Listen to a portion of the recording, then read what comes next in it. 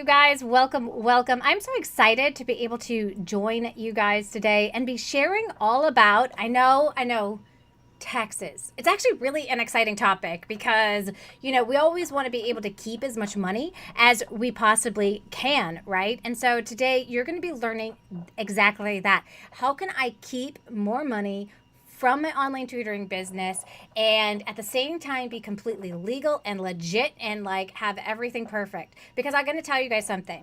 Right off the bat, that was not my story. I did everything to the best of my ability, but I didn't exactly do everything the way I was supposed to because I just didn't know about certain things. So, my husband and I, we actually file our taxes jointly as a married couple. And so, pretty much all I had to do on my side was I had to keep track of what resources, what tools have I bought and purchased, keep that aside. He took care of like how much of the house would get written off, the bills, all that kind of stuff because I was running a business. And then he went and saw a tax accountant to take care of the first year's taxes. But then year two, when I really started making more money, this is where things changed. The government now saw me as a legit business, and I did not know that I couldn't pay my taxes at the end of the year, that I had to pay them quarterly.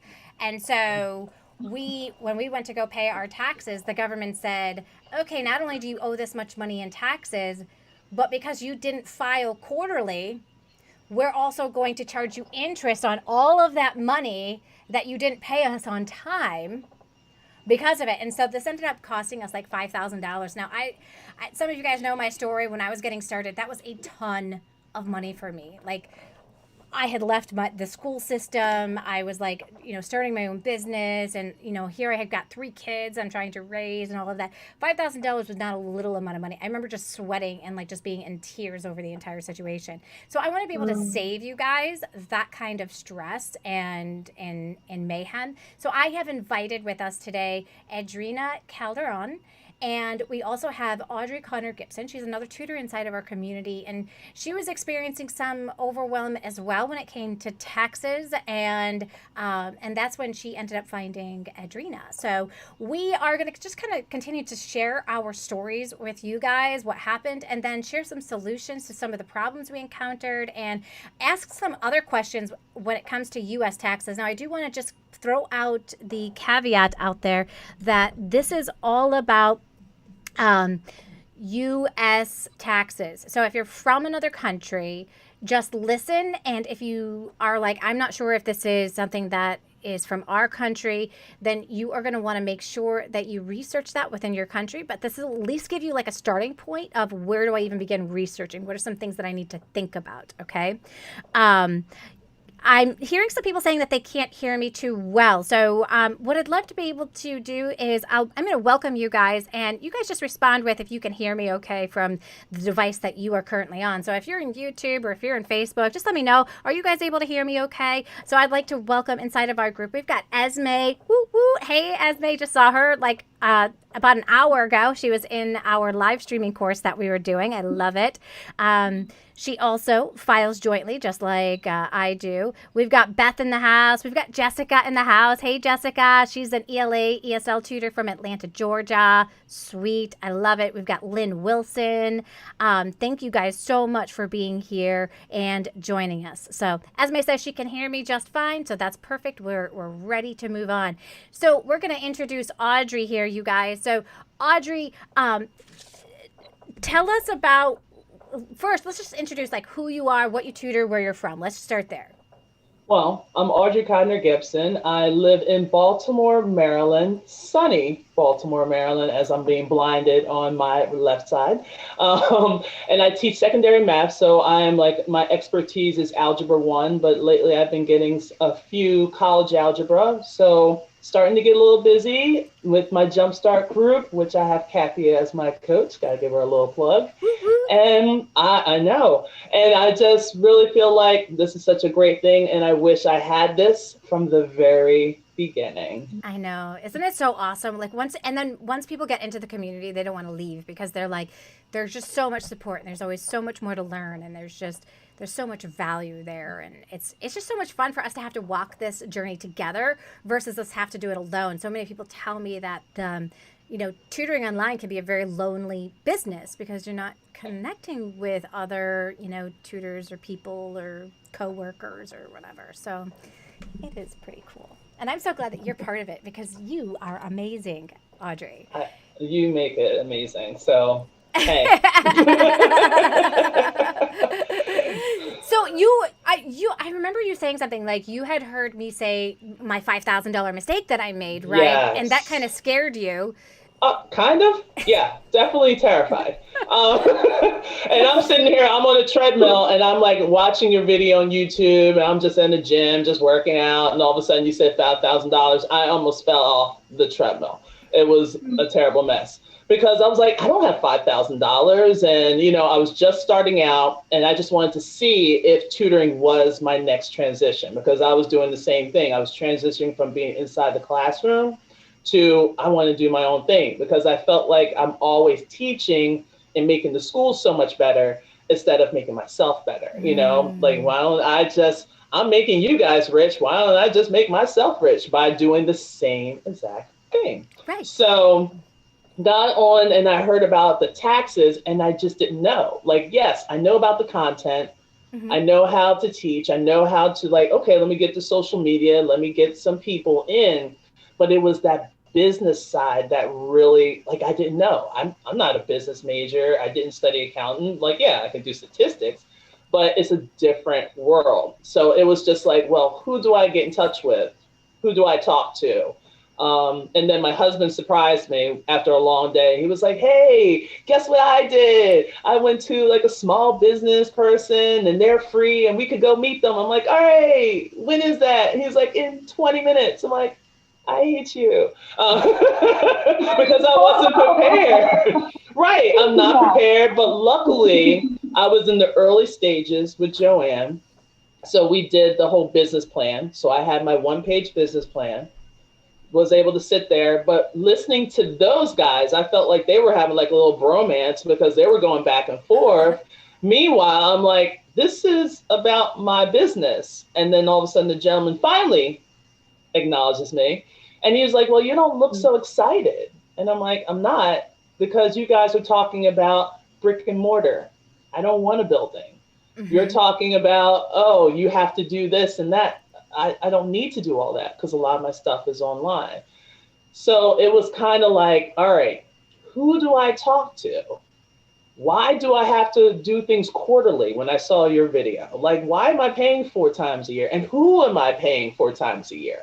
Because I don't want to just give up money. And how much do I give? And how much do I set aside? And it was just right now, it was a mess. And it was upsetting. And it was intimidating to the point that I knew that I needed something or someone and just try to call around, get some accountants. And some people are like, yeah, I could talk to you for $500. Or, oh, yeah, I can do this for $1,000. And you're just like, I just need advice. I just need some kind of guide here. And then I did QuickBooks. Again, totally intimidated by the whole QuickBook thing.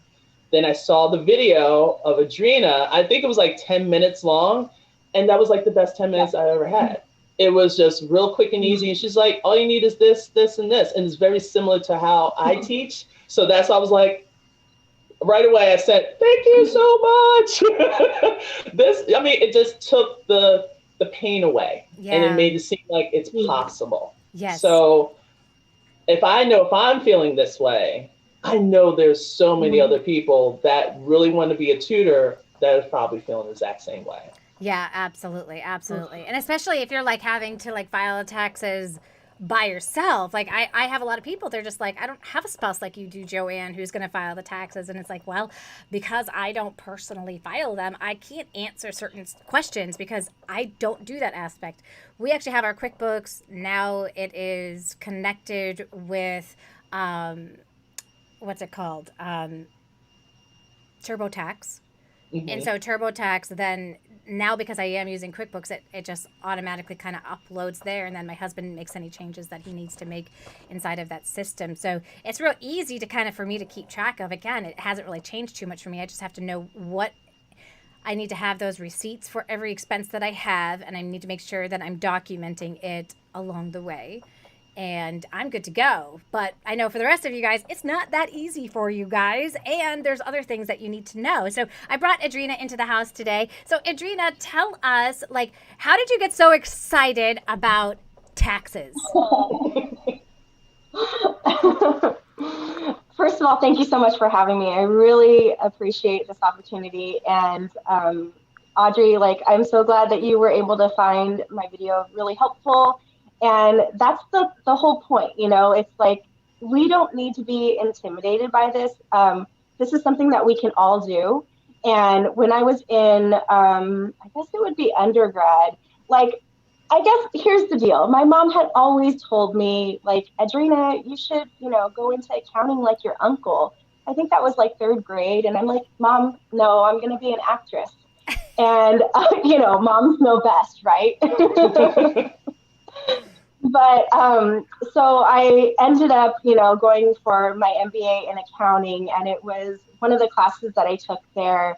It was like taxation for corporations or something like that. Mm-hmm. And, you know, the professor that I had like spelled everything out so clearly and so easily.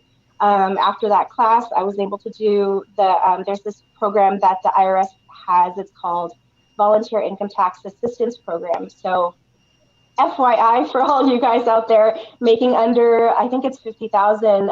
It's a free program that the IRS offers, and so like people like me who were going in, you know, in grad school, learning all of this stuff, who are doing the taxes for free for these individuals.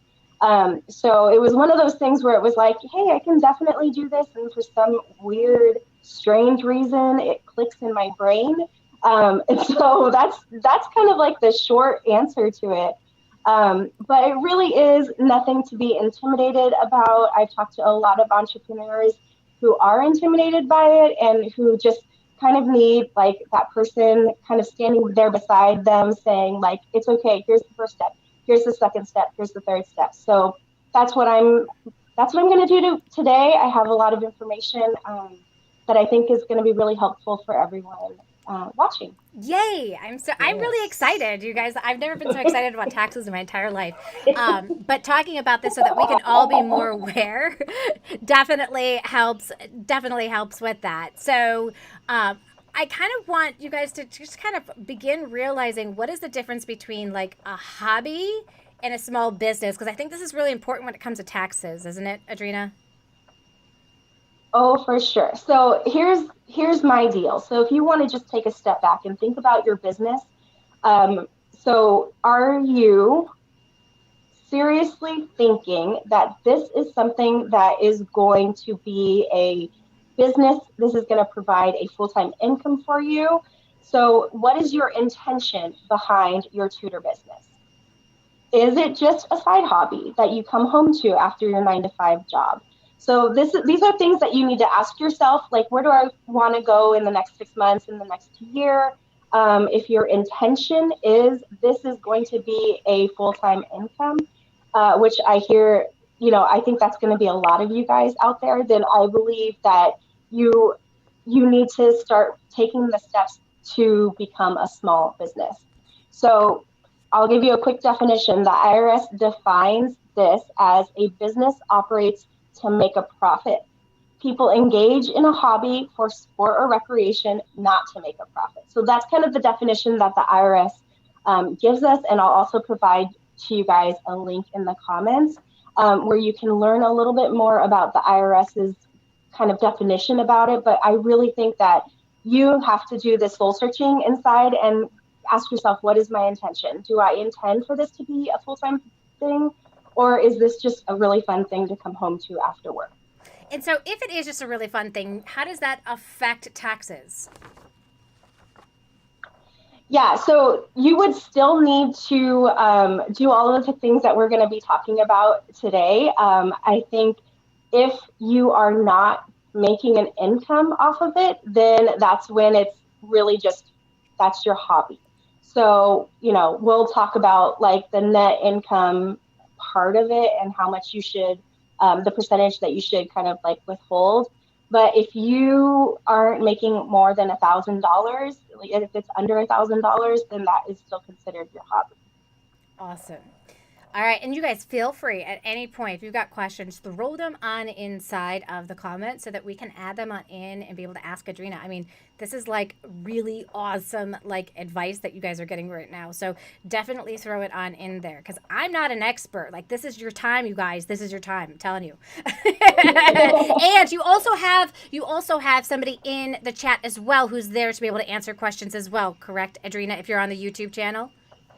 Mhm. Awesome. Yep. My team is on the comments so they can then respond to questions.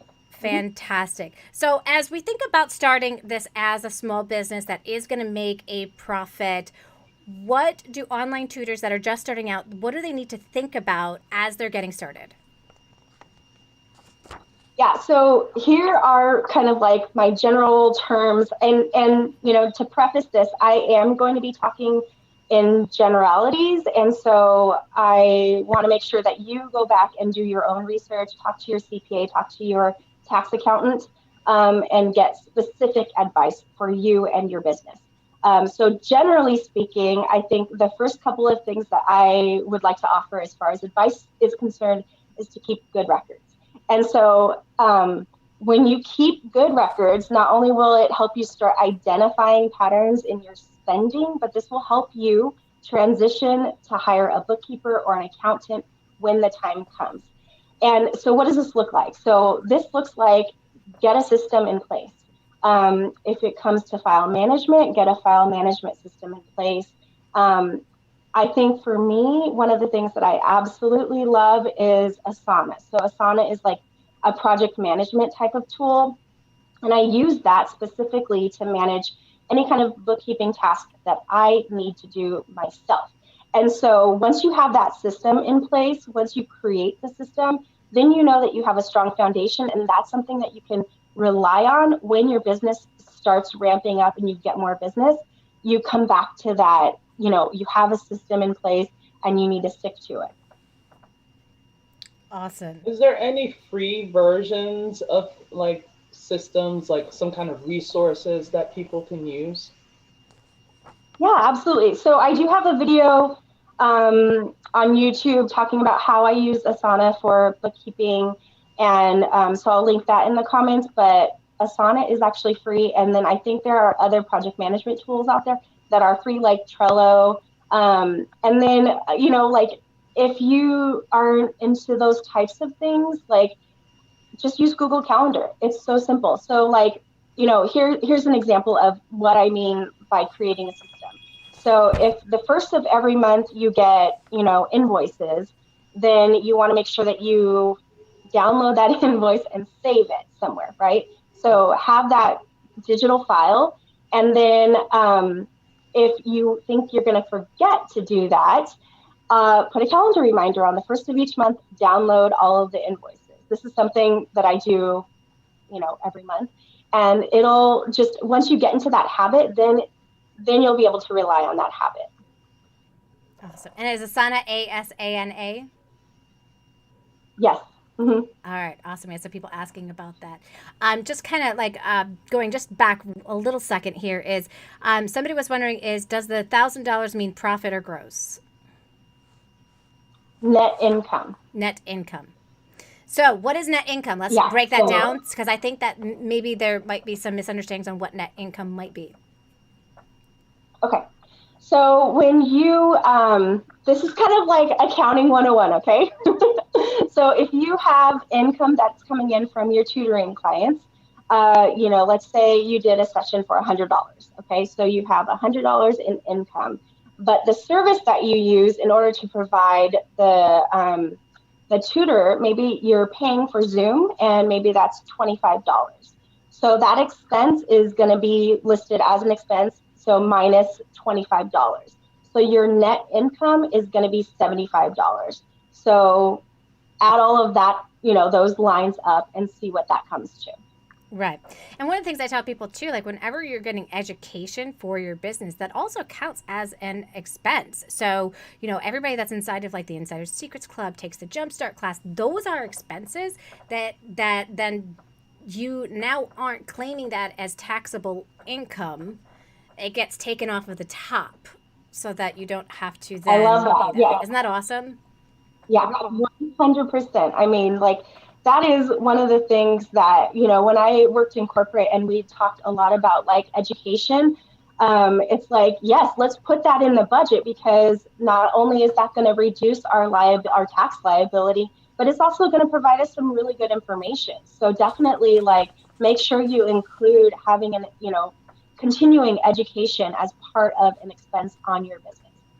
Yeah, absolutely. It's so pivotal because you can't learn unless you are looking at other people who've already been there from you, right? Like otherwise, you're going to have to experience everything the hard way, and it's going to take you longer to get the kind of results that you want. And I just actually had a tutor. It was like the most amazing thing. Anna in our community, she said, if somebody were to tell me 6 months ago that I'd be book solid today, I don't think I would have believed them, because she got started about 6 months ago, and Mm. now she's book solid, and it's like it took me 2 years to figure all this stuff out. Like I mean, it makes so much sense. It's going to save you so Yeah. much time. So, what are some of the business Energy. tax? What are some of the other business tax benefits that people can experience as having a business? What are some of the other benefits? Yeah. So, what are some of the other? So we know that if we can kind of deduct from Mm. our total amount that we've made, we can deduct education. What are some of the other things that we can deduct um, Oh, for sure. our business? Okay, gotcha. So, some of the other things, and again, talk with your CPA or tax accountant, but if you are using a space dedicated for your business, then we're going to talk about like a home office deduction. So, for example, I'm in my home office, and so I will get to deduct this amount off of my tax return. So, make sure to keep in mind those types of things. If you're traveling for business, make sure you put that down as a business expense. Especially if you use your car for your business, you can also use, that as a vehicle expense. Um, so there's a lot of ways that you can kind of reduce your overall tax liability. But as far as the expenses are concerned, this is why, like, a lot of people, like, if they know that they're going to have a big income here, then that's when they're going to start spending the money on their business. So, like, getting those business courses, hiring a coach, whatever you can do in order to, add that as an expense to your business to reduce your overall tax liability is great. Yeah, absolutely. We did have the question of what about PayPal expenses? So PayPal takes a percentage, they take money that gets deducted as well, doesn't it? Oh yeah, absolutely. Any kind of fees that are associated with, like that earlier example that I gave you, as far as if you're, charging $100, but they paid through PayPal, PayPal takes a 3% charge, right? Or 2.5 to 3% charge. So that 2.5 to 3% charge is also going to be included as an expense, and reduce your overall net income, or Yeah. reduce your overall profit, so you can have a better tax liability. Yeah, absolutely. And so we had this question from Max. He just got a new license plate. It says M Tutor, so he's a math tutor. Would something like that count? Okay, so I'm not going to answer like really specific questions, and I would say, like, to make sure that you talk to your CPA or your tax advisor about that particular question. If I was given, that, I would not deduct it as part of my taxes, especially because I'm not using my car for business. So obviously, like, I'm here in my office.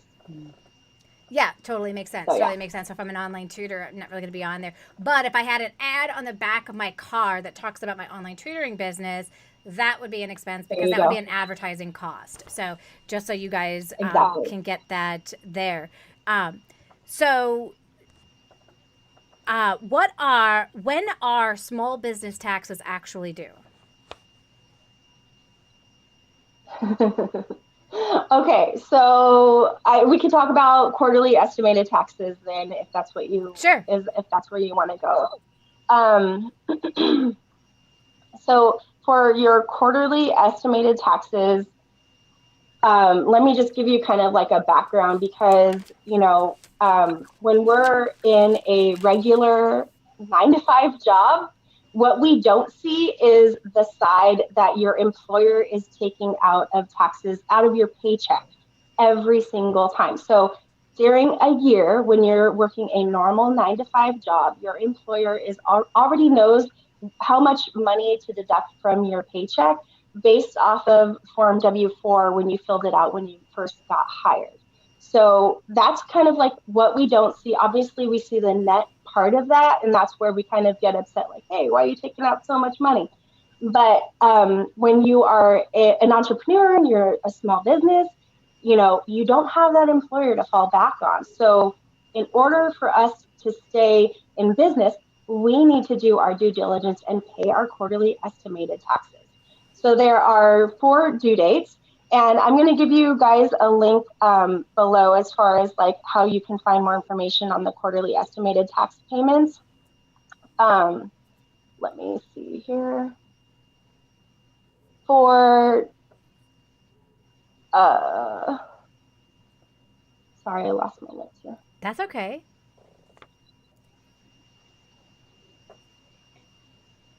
We had some people saying that they. Yeah, go ahead. So there are 4 different due dates. The coming up due date is January 15th.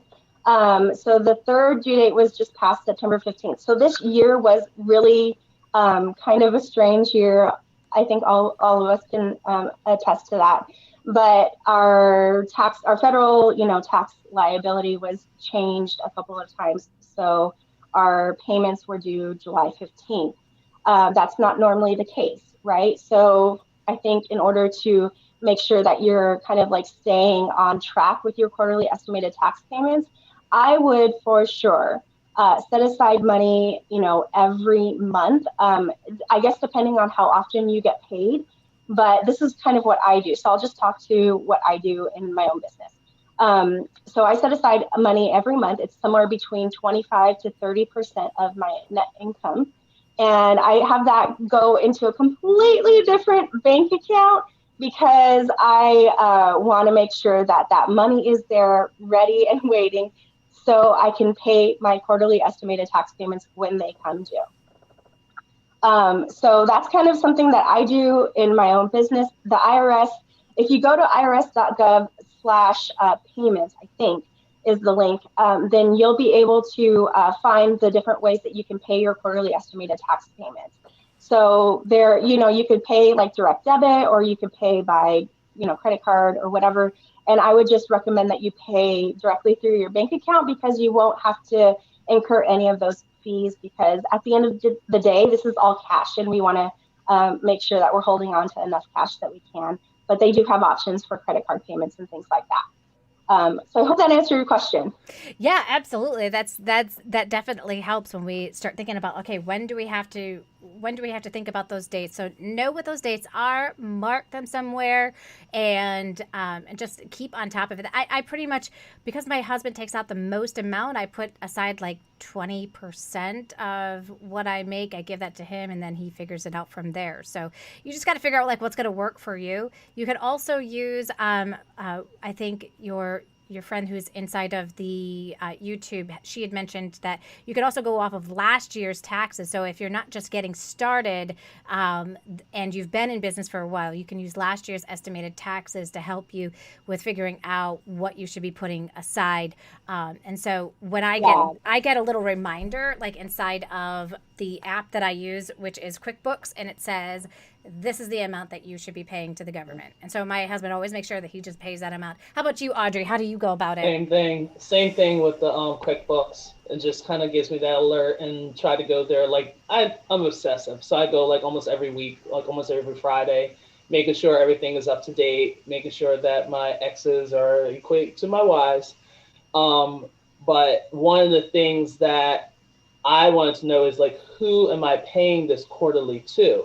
Is it federal and state, or is it just state, or is it a combination? Like who's getting the money? Yeah, okay, that's a good question. So when you're with a normal 9 to 5 job, then you know that your money is going to like the EDD, the whatever, whatever, whatever. So you're going federal and you're going state, right? So what I'm specifically talking about is your quarterly estimated taxes related to the federal government. So this is money that you are paying the federal government. And as far as your state is concerned, you will have to do the research on your state's website to see if you have to pay quarterly estimated taxes for your state, because it does vary. So I can't speak to specifics on any of that. But yeah, I mean, so this is unemployment benefits, and then I think it's like Social Security. So there's a couple of things that you're paying. So there's like 2 different tax rates, one for Social Security, one for unemployment, and total that comes to, whatever the percentage is. But going back to what Joanne, you were talking about as far as like you and your husband. So that's why I'm saying it's like really hard to get really specific as far as like what to withhold as far as the percentage. And it really depends on a lot of factors. So like it's going to depend on your business entity type. It's going to depend on if you're married filing jointly. It's going to depend on if you're single, how many deductions you have. I mean, there's a lot of different factors. And so, again, I want to encourage those who are watching to reach out to like a CPA or a tax advisor, because those are the people, those who are, hired, they're going to give you the best benefit, the best bang for your buck, and they're going to help you reduce your overall tax liability.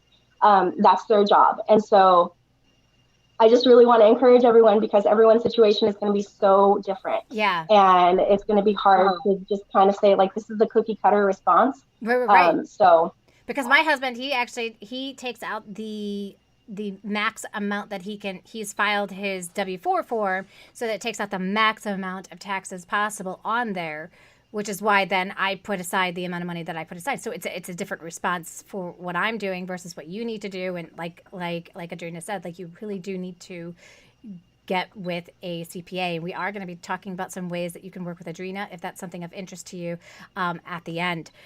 So this is kind of coming on up again. Why do they need to pay quarterly instead of just one big thing at the end of the year?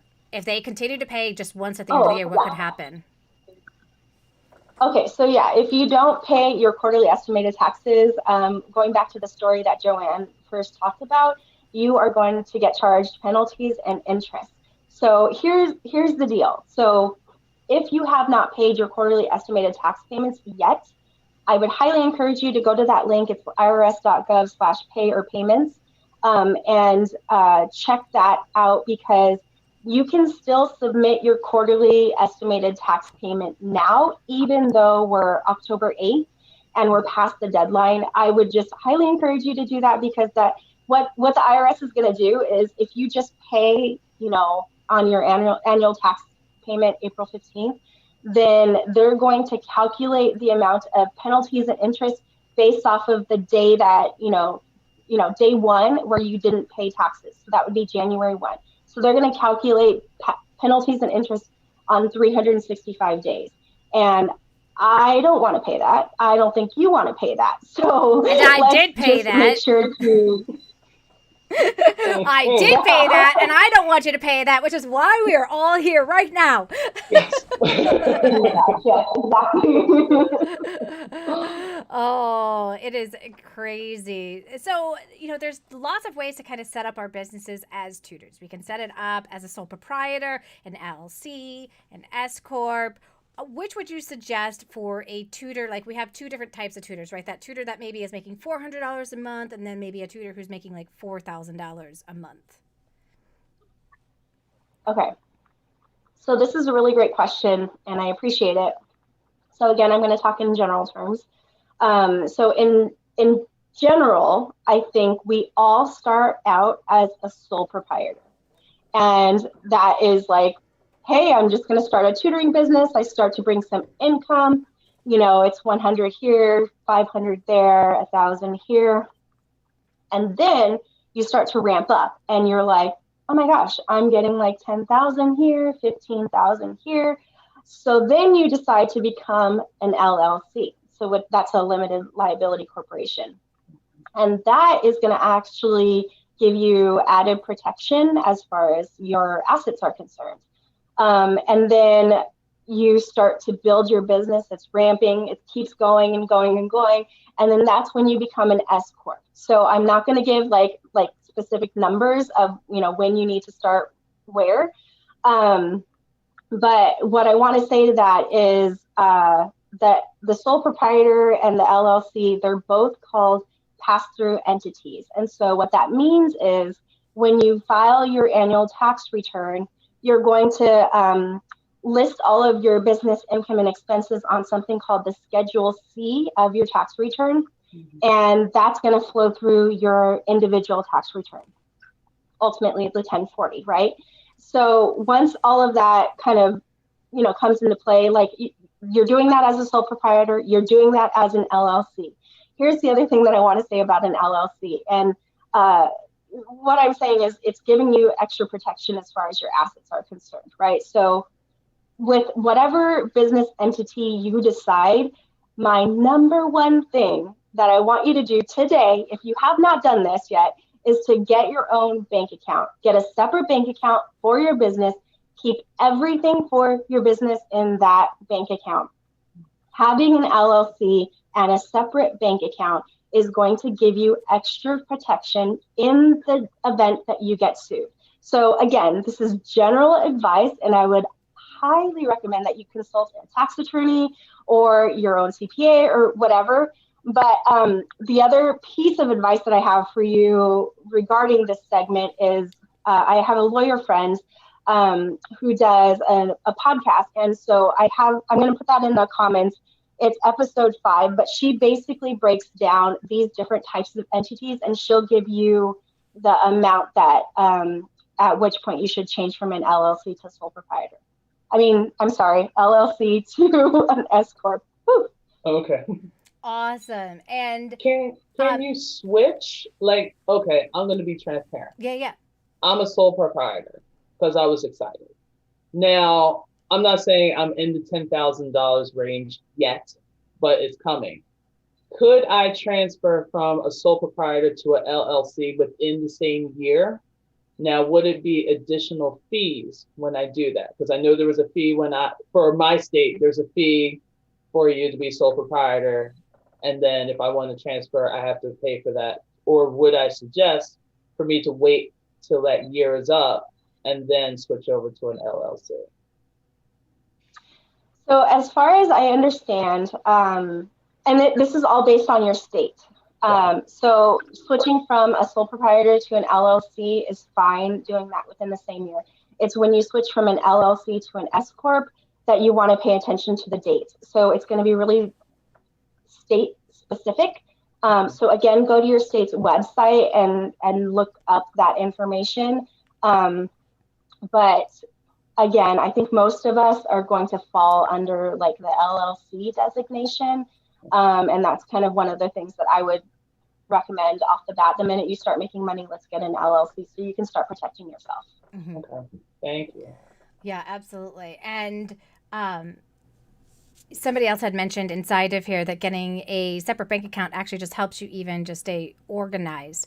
Now, there are different websites that will help you with getting an LLC. And what are your thoughts? Like, I almost feel like it actually cost me a lot less to do it through my own government, like my own Wisconsin government, versus going through like a website that says, oh, we'll help you with filing your LLC. It was going to be like $300 or something like a year to keep renewing to get my LLC. But I think it ended up only being like $25. It was like a really low amount to just keep doing it through my state.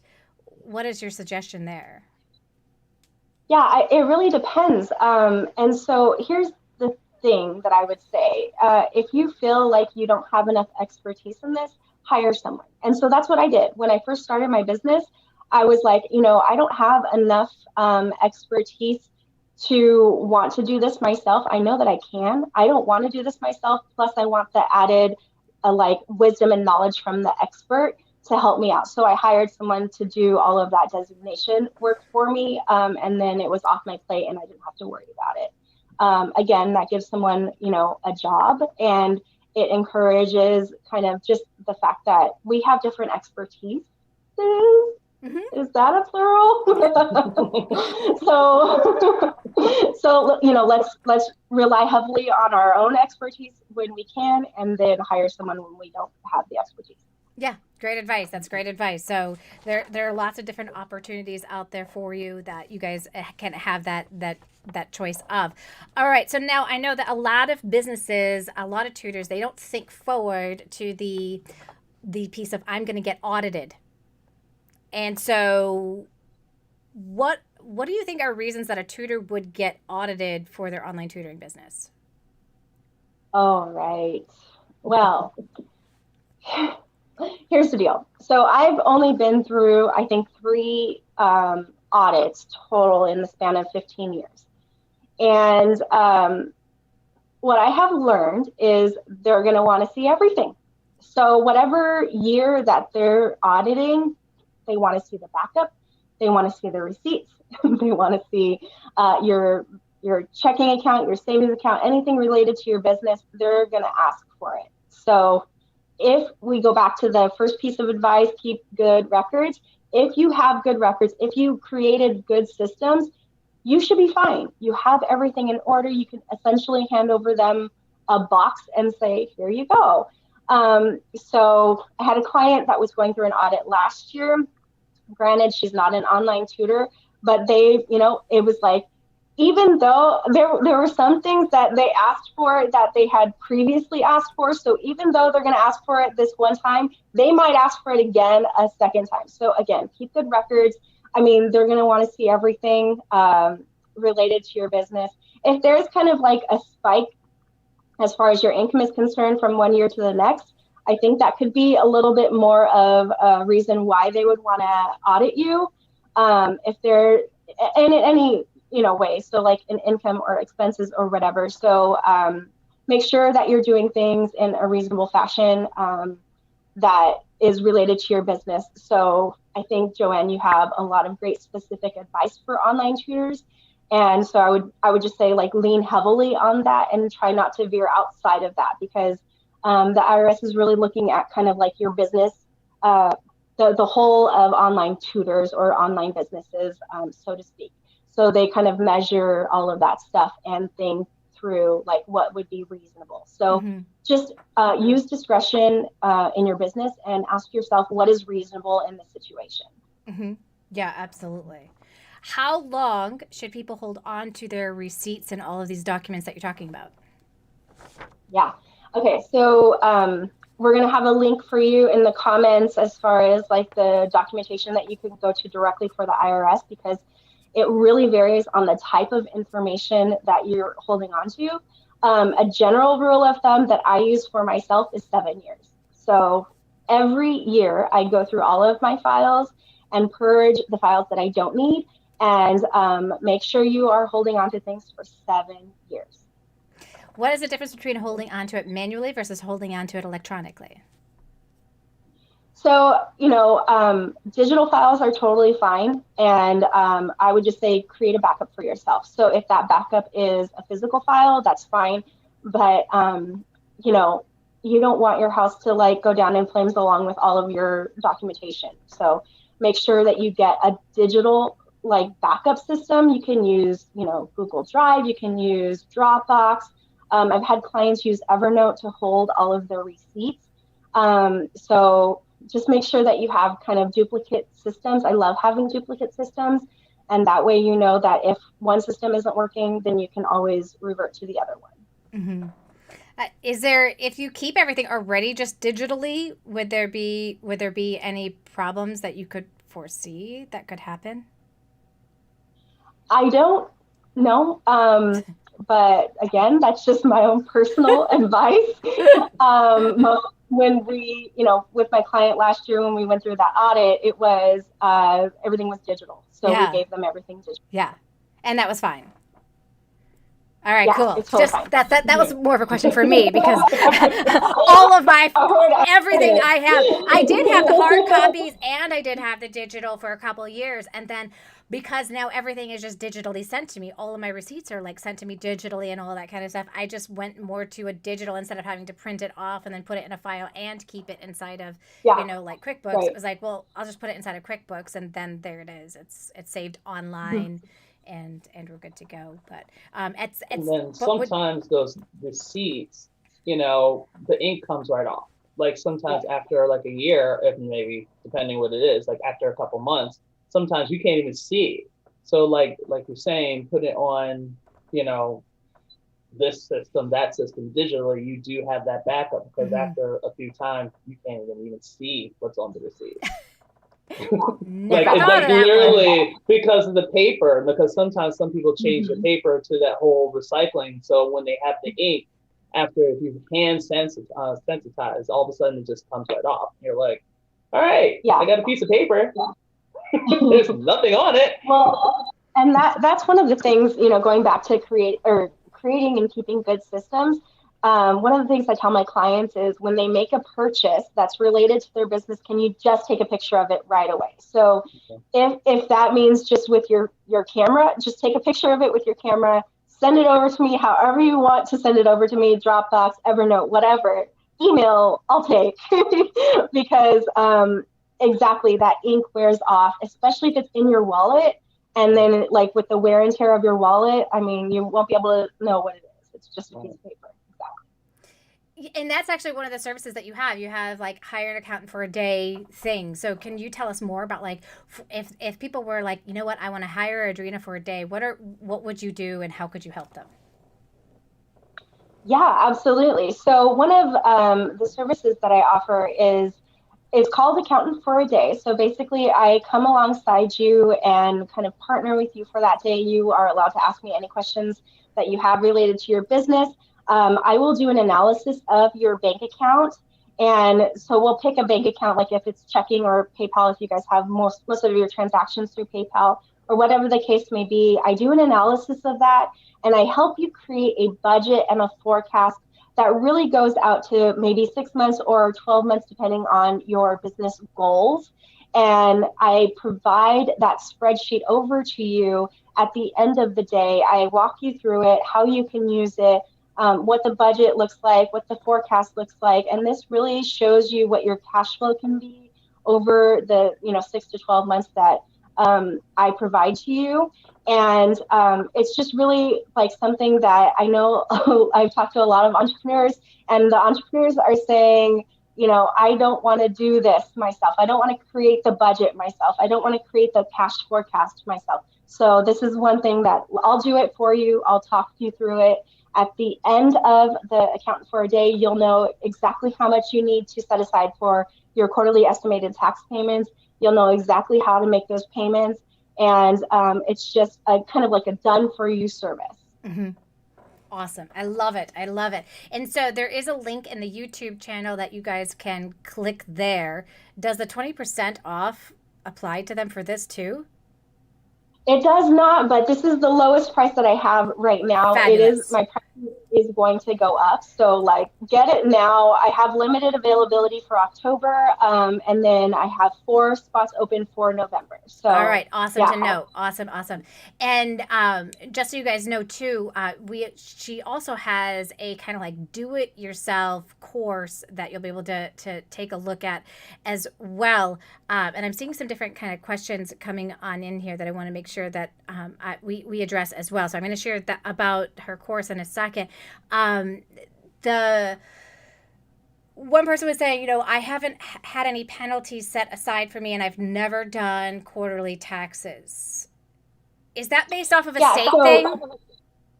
Is that like a state by state kind of like if you pay a penalty for not filing quarterly, or is it like it not yet they haven't been gotten and it could happen in the future? So I wonder how long this person has been in business, because if it is your first year in business, then that's when you can just make an estimate of what you think you owe. Use that link, irs.gov/payments, and go there, make the payment today. Don't hesitate. And then when you come to do your annual tax payment in April, like you'll adjust everything and then you'll make that payment. But what happens is if you don't pay enough in your quarterly estimated tax payments, and it comes time for tax time, so April 15th, you make your payment online, and then you think everything's hunky-dory. A couple months later, you're going to receive a notice from the IRS saying, hey, here's the penalty because you didn't pay enough in taxes last year. So again, we want to avoid all of that. So just today, go there right now, just make a payment, make an estimate. I think my first year in business, I did like 300 or something like that. I'm like, just here. And it's so smart, like, because we think like it's okay. Like, that's exactly what happened to me, you guys. I thought I was doing everything right, and we paid our taxes at the end of the first year, and we thought we were doing everything right. And so the second year we did it the same way, and that's when, bam, like a couple months afterwards, we got that letter, exactly like you're saying, that said you owe all of this money, and all of the penalties and fees and all of that kind of stuff. So we really are not sharing this with you to scare you. We're sharing this with you to just make you better informed so that you can be doing it right and not have to pay this penalty fee. And I think that's really, really important. So if you haven't gotten this letter yet, you could still get it if you are in more than your first year of business. Like, there's still they can send that whenever they want. They can send that whenever they want. It's up to them, and this year maybe might have been a little different because of everything that we're going through with coronavirus. So if you're in year 2, who knows? Like, everything was pushed back, right? So, and they had like major delays too. So, it's, yeah. Some people have no state taxes in their state. So yeah, that is beautiful. True. There is yeah, I know. Nice. Come on, California, get with it. I know. I'm gonna actually be running I think that's the same thing in Florida. Like, if you're running your business out of Florida, that there's one of them. There's something. I think there's no state taxes or something out of there because they have there are a handful. I think maybe 6 or 7. Yeah. Yeah, so I will be running my business from there in the future. We'll see. I might be so big that it won't apply to me. Who knows, right? Who knows? It's all crazy. You got to follow those. You got to follow whatever their rules are at that point in time. But you also have a do-it-yourself course, and you're offering 20% off to anybody who does move forward with this. All you guys have to do is enter in my name, Joanne. Capital Joanne. It's on the screen there, so write it down. No little slashes, you guys. No capital A. No, there's an E at the end. So Joanne. And tell us about this course that you have. Yeah, so the course basically, it's me teaching you how to do all of this stuff that we're talking about. So I kind of, I have it's up on Teachable, so I have all the videos, I have all the text, I have all the links and things like that. And again, it's going to be very similar to what the accountant for a day is, but it's going to, move the responsibility from me to you. So you will be, downloading the spreadsheet that I provide to you, and you will learn how to use the spreadsheet, how to enter your information into the spreadsheet. And then that's going to really help you figure out what your quarterly estimated tax payments are. It's going to help you figure out your cash flow, your budget, like all of these really good things that these are metrics that we should be measuring consistently in our business to know how our business is doing. So highly encourage you, if you want to, 20% off for you guys, because I know this is going to be so helpful for you guys. Use the code word Joanne, one word, and you'll get 20% off on checkout. Yeah, so it's a mini course, and there's just 4 modules, and I think you could probably get through it in a week or so. And then that'll actually set you up for being able to look at your finances on a regular basis. Awesome. I think that's amazing. And thank you for offering that to the people of this community, because I know there are a lot of people, they do want to do it themselves, which is fantastic. We just want to set you guys up for success so that you can do it on your own successfully, which is amazing. Now, you guys, I'm so excited because next, I just want to thank you, Adrina. Thank you so much for taking the time to come out and share with us. Thank you for having me. We appreciate it. Thank you so much for having me. It's awesome. Next week, you guys, you're going to get to hear about the newest group of people who went through the Jumpstart program and the students that they got. And where did they get them from? right? So how do I actually get these students? You're going to be able to learn what they did in order to be able to get students, how many students they got, and we're just going to be able to rock out and have so much fun. I love when I get to have this episode because it's so fun hearing all the different stories and the successes that people are really getting. And then the week after that, we're going to be having our Tutorpreneur Hero Award, the person that got the most students from that course, and we'll be opening up Jumpstart in a couple of weeks. So you're going to want to stay tuned if you haven't joined us yet, so that you can join us for the Jumpstart Your Online Tutoring Business Masterclass. Well, you guys, thanks for joining us so much. This was amazing, and we will see all of you guys soon. Bye, everyone. All right. Bye.